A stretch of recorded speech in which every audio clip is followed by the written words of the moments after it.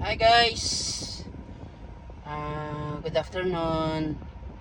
Time check po tayo. It's 5:36 ng hapon dito sa Kuwait. So yan, meron tayong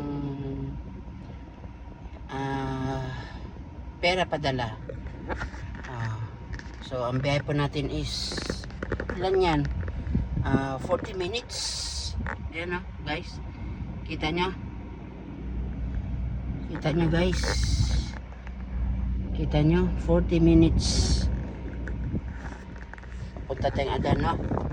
So ingatan tayo ni Lord nawa sa pagbiyahe natin. Ito yung buhay naming taxi driver po ako dito sa Kuwait, kaya ayun, may pumalo, so kunin natin, diba? Thank you Lord,